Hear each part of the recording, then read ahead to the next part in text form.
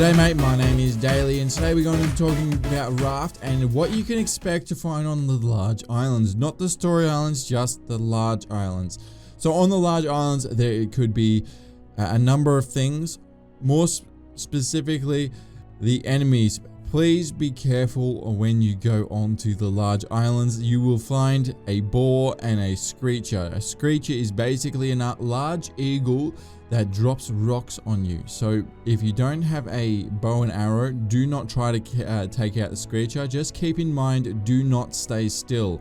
Don't park the raft too close to the island either, otherwise it will try to kill you on your raft. So just keep that in mind as the first two.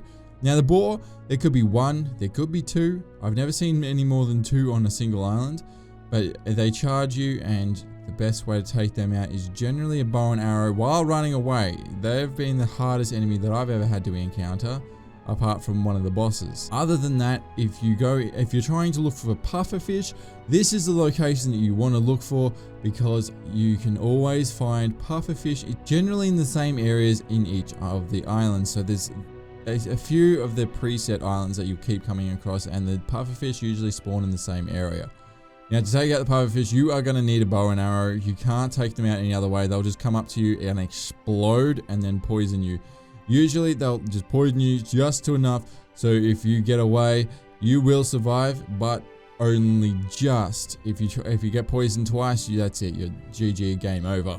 So just keep that in mind. You're gonna need a bow and arrow. Also on the islands, you can find so much resources in the reef and on the island itself, whether it be just the scrap, seaweed, clay, sand, stones, all that sort of stuff in the reefs, or if it's the wood that you're looking for around the island, there's plenty of wood around.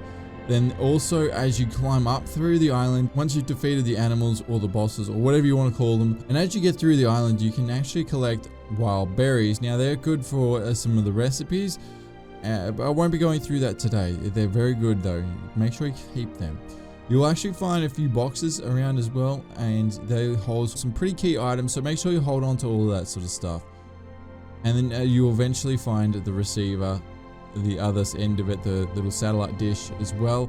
So you can, that's some of the stuff you can find, but make sure that to look for a cave. This is one of the important ones. If you want to catch the animals on the island, I won't be going through that today. That's a separate video in itself, but you are going to need dirt. So if you want to find dirt, you need to go find a cave. Now each island has a specific area where there is a cave, so keep your eyes peeled and make sure you make a shovel. Now in the caves, there's no necessarily dangers or anything. Just keep in mind there's a few that the boar will follow you into, and yeah, you gotta be careful because he can trap you in there pretty easily.